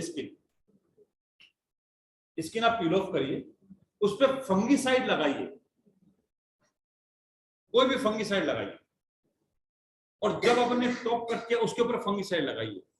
आपने कोई भी गमला ट्रे में 15-20 लगानी है। लगाने के बाद आप उसको एक बार पानी दे दीजिए, उसके बाद उसको लोकलाइज्ड पॉली हाउस बना दीजिए। जैसे आपने गमले में लगाया, यहाँ 4 डंडियां लगाइए और उसके ऊपर पॉलीथीन से कवर कर दीजिए जब तक उसमें पत्ते नहीं आ जाए। जब आप कवर कर दोगे तो वो पत्ते से पहले रूट लेगा, और एक बार रूट ले लेगा फिर प्लांट नहीं मरेगा। नहीं, आप धूप में रखो, कोई इशू नहीं, बारिश के टाइम पे कोई दिक्कत नहीं। जो नर्सीज तैयार करती है बोगनवेलिया, कभी आपने गौर किया होगा, लाखों की तादाद में लगाते हैं, टनलिंग कर देती है। आपने देखा होगा पॉलीथीन से वो टनल बना देते हैं जो मास प्रोडक्शन करते हैं। तो उसका रीजन यही है कि अंदर ह्यूमिडिटी मेंटेन रहेगी तो रूट्स बहुत जल्दी होंगे। फंगीसाइड इसलिए लगाया जाता है कि जो भी सोइल मीडिया उसमें कोई फंगस उस पर अटैक नहीं करे। तो देखिए, हल्दी भी आप लगा सकते हो, आप लहसुन के पानी में डुबो दो, कोई दिक्कत नहीं है। या अगर चाहिए अपनी मिट्टी को सोलराइज कर लीजिए, जो मिट्टी है उसको सोलराइज कर लीजिए, उस मिट्टी में आप लगाइए, तो फिर आपको फंगीसाइड लगाने की जरूरत नहीं। तो पहला काम तो आपका यह है कि आप जुलाई में तैयार करें। दूसरा जो बेस्ट टाइम होता है बोगनवेलिया का कटिंग लगाने का, वो होता है स्प्रिंग सीजन, बसंत का टाइम। बसंत के टाइम पे आप 2 इंच मोटा तक तना काट के आप लगा सकते हो। लगाना वही है, आप लगाइए, कवर करिए, बार बार पानी नहीं दें। आपकी कटिंग फेल इसलिए होती है कि आपने कटिंग लगा दी, हर दूसरे दिन उसमें पानी डालना शुरू कर दिया, वो कटिंग नहीं होगी, रूट्स नहीं लेगी। जब आप पॉलीथीन से किसी चीज को कवर करते हैं, आप देखेंगे उसके अंदर ड्रॉप्स दिखती हैं, आपको अंदर मॉइस्चर दिखती है, तो वो इंटरनल काम करता है, आपको बार बार पानी डालने की जरूरत नहीं है। जब पत्ता सेटल हो जाए, रूट सेटल हो जाए, फिर आप हटाइए, आप रेगुलर पानी डालिए, आपकी इजीली प्रोपगेशन हो जाएगी बोगनवेलिया। और जो लोग ग्राफ्टिंग करना चाहते हैं उनको वेट करना पड़ेगा। वो इसलिए वेट करना पड़ेगा कि जुलाई में बहुत डिमांड है कि आप इसकी ग्राफ्टिंग करके सिखाइए। तो मैं जुलाई में इसके वीडियो बना रहा हूँ ग्राफ्टिंग के प्लांट पे, क्योंकि अभी मैं आपको समझाऊंगा, समझ में नहीं आएगा। इसकी ग्राफ्टिंग 3-4 तरीके से होती है। इसमें हम लोग इनले करते हैं, या तो हम लोग एपेक्स पे कट करते हैं। अभी जैसे ये वाली वैरायटी मुझे इस पे ग्राफ्ट करनी है, तो ये मेरे को इतना पतला डंडी लेनी होगी, और इसमें साइड से मुझे कैविटी बनानी होगी, उसमें इंसर्ट करना होगा, और इसको पैक करने के बाद इसको भी कैपिंग करनी होगी। यदि आप कैपिंग नहीं करेंगे तो ये भी सक्सेस नहीं होगा। तो एक तरीका तो ये है। और जब भी आप लगाएं, लोग क्या करते हैं कि एक के ऊपर ही 3 वैरायटीज लगा देते हैं एक ही स्टेम पे, वो सक्सेस नहीं होगी। आपने प्लांट के 3 डिफरेंट एंगल्स लेने हैं, तीनों पे पहले लगाइए। जब ये सक्सेस हो जाए, आपने इस साइड में आज आपने ये वैरायटी लगाई, इस साल ये सक्सेस हो गई, तो अगले साल इसी पे आप दूसरी वैरायटी लगा सकते हो, लेकिन सेम टाइम पे आप एक ही ब्रांच पे 2-3 लगाएंगे, सक्सेस नहीं है, शौक लगता है। सेकेंडली क्या होता है ना कि बेसिकली क्या है कि मैं यहाँ खड़ा हूँ, दोनों दरवाजे खिले, तो मेरा एक ही तरफ ध्यान जाएगा, मैं एक ही तरफ जा सकता हूँ। तो जब हम इसको कट करते हैं और ये अपनी एनर्जी डाइवर्ट करता है, तो सिर्फ एक वैरायटी को अडॉप्ट करेगा, दोनों को अडॉप्ट कर ले बहुत मुश्किल है। यहाँ पे यदि आप कैलकाटा करना चाहें तो हो जाएगी, आप बेंगलोर करना चाहें तो हो जाएगी, क्योंकि हमारा वहां का क्लाइमेटिक कंडीशंस टोटल डिफरेंट है, यहाँ नहीं हो। तो यहाँ ग्राफ्टिंग करें तो 1 बाय 1 करें, इस हो जाएगा, तो उसके बाद काटना पड़ेगा। सर अब देखिए, जैसे आपने ये इसको, और ये जब ग्राफ्टिंग आप करें, देखिए दूसरी जो गलती आप करते हैं, जैसे मुझे ये ग्राफ्टिंग करना है, तो पहला तो ये होता है कि हम इसके जितने भी पत्ते हैं वो सब हटा दें। और ग्राफ्टिंग का जो मेरा ये इसको, ये मैक्सिमम 2 इंच होना चाहिए, ये लंबा नहीं होना चाहिए। आप जितना बड़ा लेंगे उतनी सक्सेस रेट कम होगी, मैक्सिमम 2 इंच। और इसमें आप देखिए, जो मैं कट कर रहा हूं, एक नोड यहां, एक नोड यहां, ये नोड आपका एक्टिव नोड होगा, यहां से छिलेगा, इस नोड के बैक साइड से। आप यदि गौर करें, यहां से छिलेगा और ये ऐसे इंसर्ट होगा, मतलब ये नोड भी एक्टिव रहना चाहिए, और इस नोड से इस नोड के बीच में आप छील के उसको इंसर्ट करिए, तो ये पार्ट उसके साथ इंटैक्ट होगा, और ये नोड चालू हो जाएगा। आप इसकी हाइट ले लेंगे, बड़ा ले लेंगे, तो ये सक्सेस नहीं होगा। और जब ये सक्सेस हो जाए, ये पत्ते लेना शुरू कर दे, इस साल जैसे आपने यहाँ लगाया, आप इस साइड पे आके इसको कट करिए, इसको पहले स्ट्रेंथ लेने दीजिए। यदि ये हाइट ले लेगा, हल्की सी हवा चली, ये टूट जाएगा। तो इसको हाइट मत लेने दो फर्स्ट ईयर, आप इसको कट करते रहो, सो दैट यहाँ पे इसकी बॉन्डिंग परफेक्शन के साथ आ जाए। एक साल में, एक सीजन में ये बॉन्ड होके आपका मैच कर गया, फिर आप इस पर दूसरा लगा दीजिए, तो आपकी ग्राफ्टिंग बहुत अच्छे से होगी। और दूसरा, जब आप ग्राफ्ट करें तो जो आप ये ले रहे हैं, इसको ले रहे हैं, ये हार्डवुड होनी चाहिए, सॉफ्टवुड नहीं। जैसे ये हार्डवुड है, सॉफ्टवुड मतलब जिसमें स्किन सॉलिड नहीं बने, वो नहीं लेनी। और ये सॉफ्टवुड होनी चाहिए। जब आपका ग्राफ्टिंग वैरायटी है, ये सॉफ्टवुड, ये हार्डवुड नहीं होनी चाहिए। ये भी आपने हार्डवुड ले ली तो ये इसके साथ कनेक्ट नहीं होगा। मतलब सिंपल सी बात है, किसी आप बेबी पेट को अडॉप्ट करके ट्रेन करेंगे जल्दी होगा, अब मैच्योर्ड को लेके आएंगे तो नहीं। ऑलरेडी जब मैच्योर्ड हो चुका होता है तो चले ऊपर नहीं करेंगे, रोबो चलने दो ना आप इसको, और ये जो साइज है ये बेस्ट है ग्राफ्टिंग के लिए। थिकनेस भी परफेक्ट है, थिकनेस परफेक्ट है ग्राफ्टिंग के लिए, ये थिकनेस परफेक्ट है।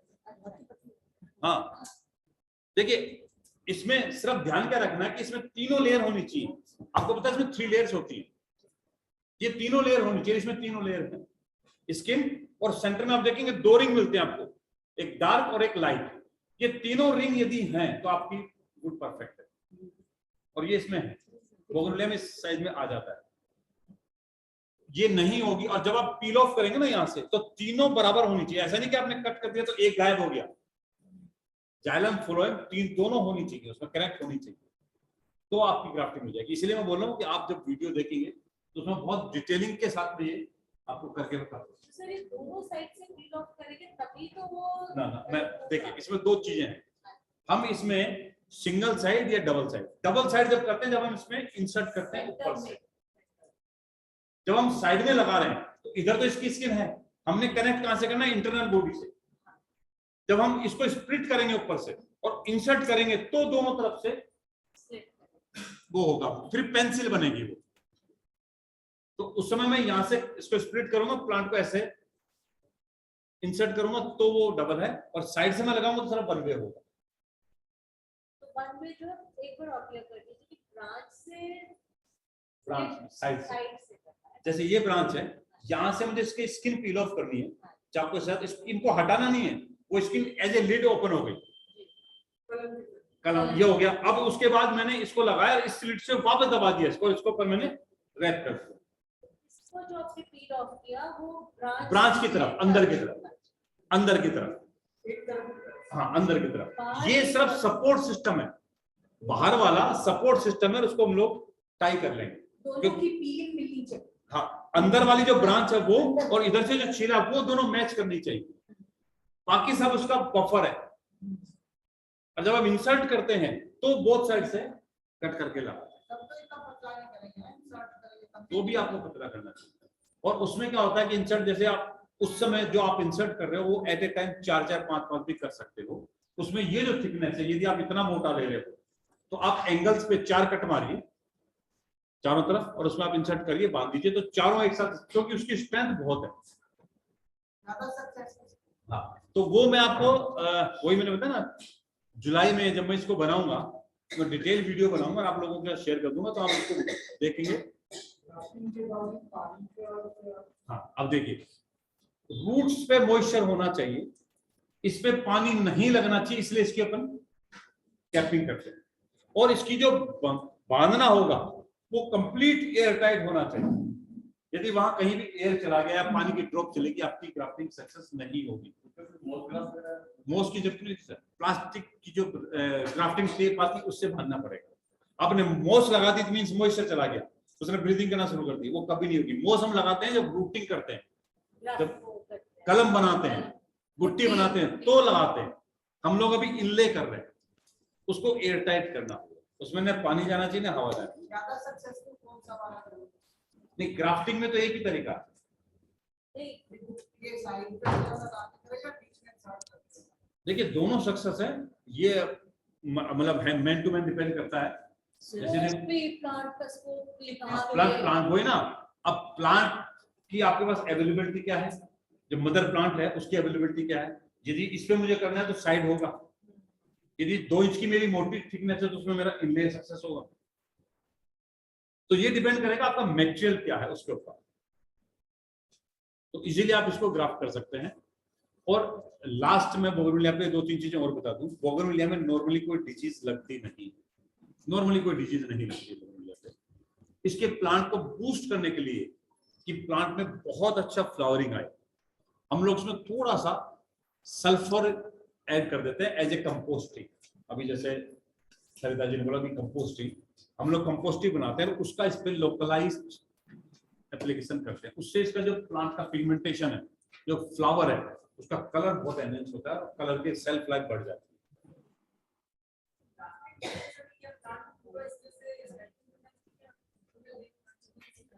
नहीं, आप लाइव प्लांट पे भी कर सकते हो, बिल्कुल कर सकते हो आप। लेकिन यदि पोटेड प्लांट है तो फिर आपको कंप्लीट उसको हटाना पड़ेगा। ये आप बेटर है कि जो बड़ा प्लांट है उसकी एक ब्रांच आप लेके उस पर ग्राफ्ट कर लीजिए, जब वो ग्राफ्टिंग हो जाए फिर आप उसको अलग कर लीजिए। लेकिन छोटा यदि प्लांट है तो फिर आपको कंप्लीटली इसको हटाना पड़ेगा, तो उसकी सक्सेस रेट अच्छी होगी। देखिए सल्फर में 2-3 चीजें हैं, या तो आप डायरेक्ट सल्फर आप यूज करें, सल्फर इजीली अवेलेबल है। अदरवाइज बेसिकली क्या है कि प्याज का पानी उसको आप इसमें डाल दें, उससे कंपोस्ट ही बना के डाल दें तो भी इसको बहुत बेनिफिट देगा। प्याज के पानी को भिगोइए, अब बार बार इसको डालिए, तो इसका जो कलर है प्लांट का वो बहुत एनहेंस होता है।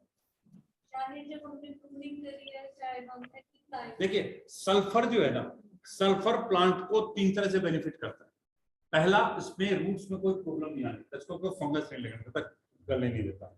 सेकेंडली, इसमें नॉर्मली मैंने बोला ना कोई इंसेक्ट्स आता नहीं, कई बार इसमें रूट बोरर लग जाता है। कई बार हमने देखा ना कि इसके यहाँ पे हल्का सा छेद हो जाते हैं, उसमें कीड़े इस प्लांट को डैमेज नहीं करते लेकिन उसकी स्केलेटन को खराब कर देता है, वो नहीं होने देता। तीसरा, इसकी पिगमेंटेशन को बढ़ाता है, फ्लावर के कलर को। हाँ मैं कर रही हूँ। तो ये सब चीजें सल्फर से वो है, वो आप ऐड करेंगे तो कोई दिक्कत नहीं होगी। देखिए फ्लावरिंग टाइम पे करें तो बहुत अच्छा रिजल्ट। जैसे फ्लावरिंग स्टार्ट हो गई, देखिए बाकी तो डाल ही सकते हैं सब में, पर आज क्योंकि टॉपिक बोगनविलिया है तो इसलिए मैं बोगनविलिया पे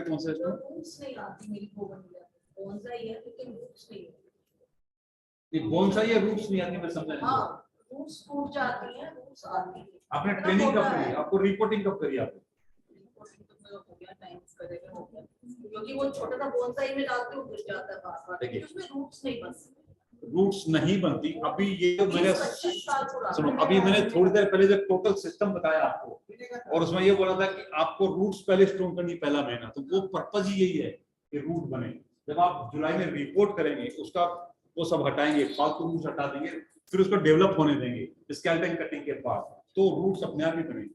या सर पहले बड़े पॉट में डाल लें, रूट आ जाए फिर नहीं, जरूरत नहीं पड़ेगी। यदि आपका ऑलरेडी बोनसाई है, आप सुनो, आप उसको निकालिए, निकाल के उसको रिपोर्टिंग करिए, रिपोर्टिंग करके उसको लीफलेस कर दीजिए, डिफोलेट कर दीजिए, उसको आने ही मत दो, पत्ते आने ही मत दो 2-3 महीने तक। आपकी टोटल रूट्स देखो 100% हो जाएंगी, नहीं होने का मतलब ही नहीं। बताइए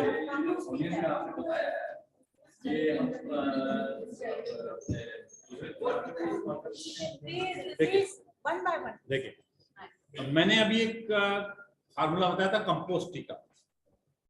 कंपोस्ट टी खाली बोगनविलिया के लिए, कंपोस्ट टी का यूनिवर्सल यूज है, चाहे आपका एवरग्रीन हो, आपके वेजिटेबल्स हो, फ्रूट प्लांट हो, या आपका इंडोर हो आउटडोर हो, कंप्लीट प्लांट के लिए बेस्ट टॉनिक है। उसमें माइक्रोन्यूट्रिएंट्स बहुत होते हैं। और कंपोस्ट टी बनाते कैसे हैं वो वीडियो भी मैंने शेयर किया हुआ। अच्छा चलिए, आपका सवाल है तो मैं बता देता हूँ कंपोस्ट की बनती कैसे है। आपने कोई भी जार लेना है, ये जार आपका ग्लास होना चाहिए, कोई मेटल नहीं होना चाहिए। ग्लास जार आपको बेस्ट प्रोडक्ट लेने के लिए, अपने ग्लास जार लिया, ग्लास जार में आपने क्या करना है, उसको थोड़ा छोड़ के पानी भरो। अब कोशिश करिए पानी बढ़िया पानी हो, मतलब डायरेक्ट आप बोरवेल का पानी मत, आप एसी से बैकड्रॉप निकलती है वो आप ले सकते हो, कोई इशू नहीं, वो बहुत एनरिच पानी होता है। आप पानी लो, उसमें प्याज के छिलके डालने हैं। अब ये गौर करना है, आपने ड्राई स्किन्स डालनी है, पल्पी स्किन्स नहीं डालनी, जिसमें थोड़ा भी जूस हो वो नहीं डालना है। टोटल जो आउटर मोस्ट स्किन है फ्लेक्स वो डालने हैं, और जितना उसमें आप भर सकते हो आप उसको भर दो। मेजर कंपोनेंट प्याज के छिलके। तो सर एक ही दिन के छिलके होने चाहिए या आप एड ऑन करते रहो, कोई दिक्कत नहीं। आपके घर में यदि आज प्याज कम निकला, कल निकलेगा, परसों निकलेगा, आप एड ऑन करते रहो, कोई दिक्कत नहीं। मतलब आपको पानी को प्याज के छिलकों से पूरा का पूरा भर देना है। तो मेजर कंपोनेंट प्याज का छिलका। उसके बाद आपने उसमें 2 या 3 नींबू के छिलके के टुकड़े, और नींबू कोशिश करिए कि जितना देसी नींबू होता है उसके 2 नींबू के टुकड़े 4 या 5 टुकड़े करके आप उसमें डाल दो। या फिर संतरा, देखिए किन्नू या मौसमी नहीं, जो संतरा आता है इसकी स्किन एकदम पतली होती है वो वाला, आप 2-3 पीस उसके डाल दो, ठीक है। एप्पल, एक सेब का छिलका छील के, अगेन मैं ये बोल रहा हूँ आउटर स्किन होनी चाहिए, पल्प नहीं होना चाहिए। एप्पल जितना पतला छिलका होगा उसका उतना बढ़िया होगा। आप एक एप्पल का छिलका आपने डाल दिया, एक आलू का छिलका, कच्चे आलू का छिलका जो अपन पील ऑफ करते हैं, ज्यादा नहीं डालना, सिर्फ एक आलू का छिलका आपने वो डाल दिया। तो 4 तो मेजर कंपोनेंट हो गए आपके। इसके अलावा आपने उसमें या तो टी बैग्स, जो आपके टी बैग्स होते हैं, 2-3 टी बैग्स आप डाल दो, या 1 चम्मच कॉफी पाउडर आप उसमें डाल दो। उसके लिड को आपने एयर टाइट नहीं करना, लिड रखना है लेकिन लूज रहे ताकि वो गैस निकलती रहे। और आपने जैसे आज रखा, 2-3 दिन के बाद उसको अच्छे से मिला दो, फिर आप रख दो, फिर 2-3 दिन के बाद अच्छे से मिला दो। 15 दिन में आप देखेंगे जब उसको आप छानेंगे तो जो पानी निकलेगा ऐसे लगेगा कि बहुत स्ट्रॉन्ग कॉफी या चाय कलर वाइज, और उसमें आपको एक हल्का सा ओरा लगेगा, जैसे हम लोग फील करते हैं ना कॉफी बॉयल, वो जो आपका बन गया, दैट इज कंपोस्टिंग। अब उसमें आप देखिए बहुत न्यूट्रिएंट्स हैं, वो सारा का सारा आपके माइक्रो न्यूट्रिएंट्स का काम करता है प्लांट में। वो आप रूट में भी डाल सकते हो और उसको आप स्प्रे भी कर सकते हो। डाइल्यूशन डिपेंडिंग कि आपकी कंसिस्टेंसी कितनी बनी है। जितना डार्कर कलर है आपको डाइल्यूट करना चाहिए, लाइटर कलर है तो बिना डाइल्यूट के भी आप डाल सकते हो। रूट्स पे आप डालो, डायरेक्ट डाल सकते हो। स्प्रे आप करो तो उसको थोड़ा सा डाइल्यूट करो, उसमें आपको जिंक भी मिल जाएगा, सल्फर भी मिल जाएगा, बोरॉन भी मिल जाएगा, कार्ब्स भी मिल जाएंगे, कैल्शियम भी मिल जाएगा, कैफीन भी है उसमें, तो बहुत चीजें उसमें हैं और प्लांट्स को बहुत हेल्दी करते हैं, तो आप ये यूज कर सकते हो।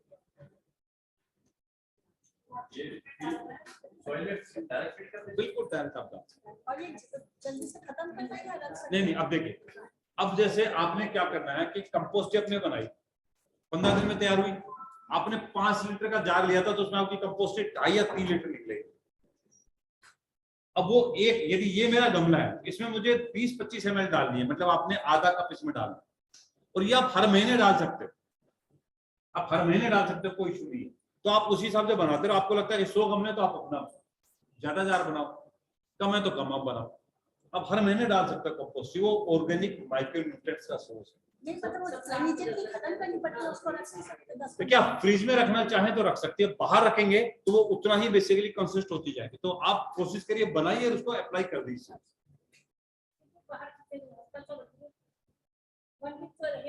एक हफ्ते में इश्यू नहीं होता, एक हफ्ते में इश्यू नहीं। यदि आप लंबा रखना चाहें तो फिर आपको फ्रिज में रखना चाहिए। सर कुछ डाइल्यूशन करनी है या ऐसे? देखिए, यदि कलर बहुत डार्क हो गया तो आप उसको डाइल्यूट कर दीजिए। देखिए कलर जैसे ना कि हल्की फीकी चाय बन रही है, कितनी ज्यादा पत्ती आपने डाली है, तो स्ट्रॉन्ग बन रही है, और उसको स्ट्रॉन्ग को फील करने का तरीका यही, आप अपने हाथ में लो, देखिए उसमें कोई पॉइजन नहीं है, आप अपने हाथ में लो, अच्छे से रब करिए। आपने रब करा, आपको स्मेल आ रही बहुत अच्छी खासी कॉफी चाय की, मतलब बहुत अच्छे से तैयार हो गई।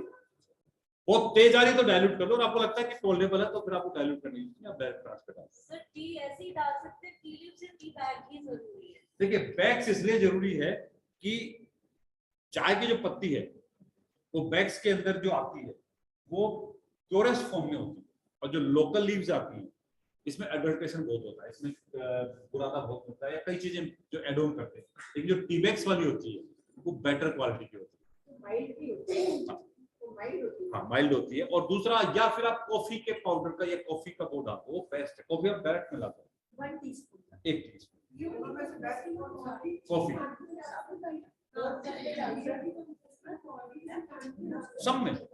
सब में आप डालो।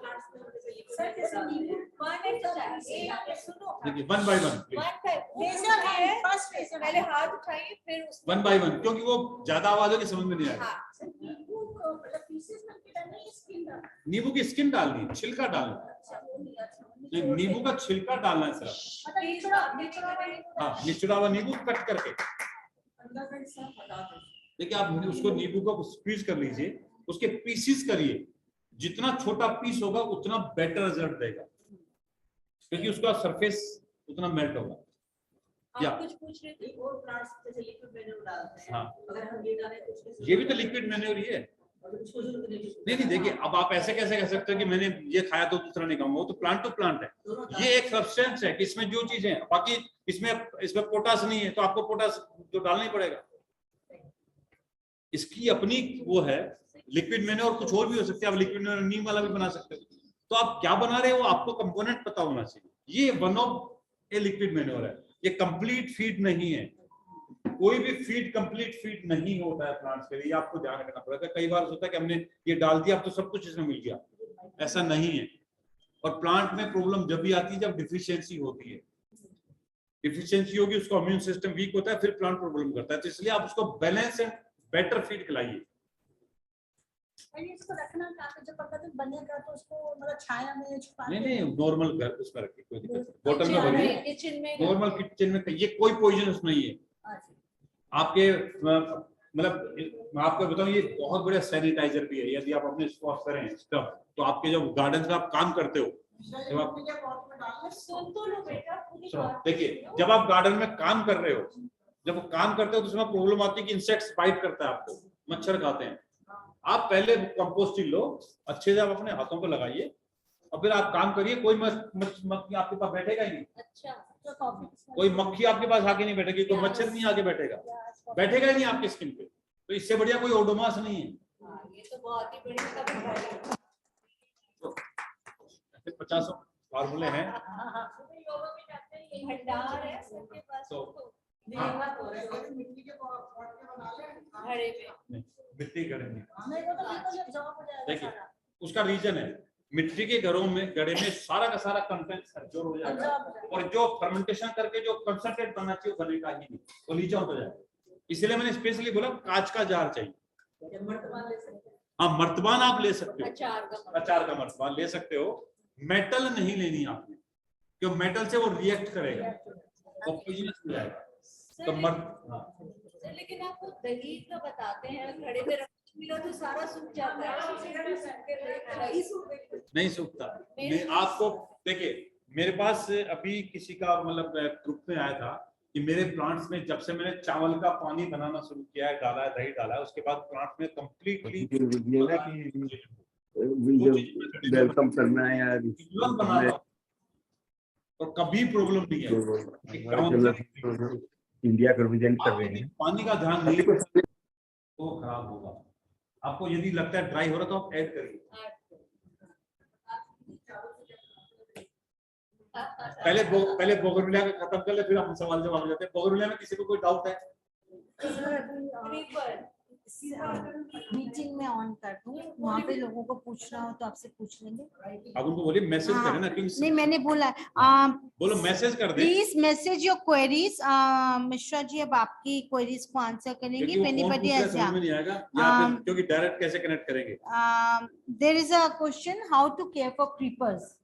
Creepers, which creepers? Bougainvillea creepers. देखिए बोगनविलिया क्रीपर पे मैंने बताया तो है कि बारिश के बाद आपको कट करना है। बारिश के टाइम पे आपको कट करना है, प्रूनिंग करनी है, और फीडिंग सिस्टम वही होगा, पर उसका फीडिंग बहुत कम होता है, वन टाइम फीड होता है क्रीपर के लिए। मैंने पूरी डिटेल बताई है। ये वीडियो भी आपको दोबारा मिल जाएगा। I think Rachna ji will share so you can ask, but if there is anything else you people want to ask please do. आप अपना मैसेज कर दीजिए, चैट में डाल दीजिए, या अपना अनम्यूट करके यू कैन स्टिल आस्क।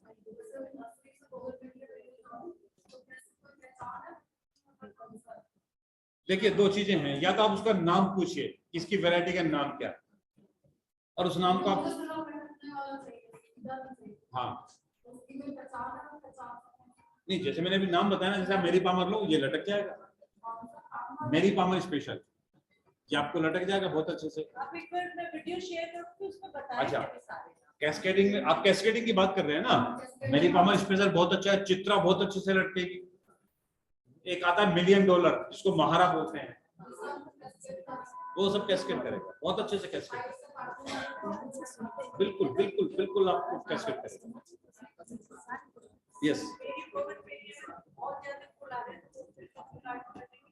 नहीं आ रहे हैं ना, तो अभी आने दो आप। जुलाई में काटना है। आपकी मैंने जून जुलाई की बात करी है ना, तो अभी आ रहे हैं। तो मैंने स्टार्टिंग में कहा था कि कुछ वैरायटीज में भी फूल आ रहे होंगे, उसको थोड़ा सा आप डिले कर दो। Yes, anyone else? आएगा, लेकिन बहुत कम फूल आएगा, कम आएगा फूल, धूप उसको चाहिए ही चाहिए।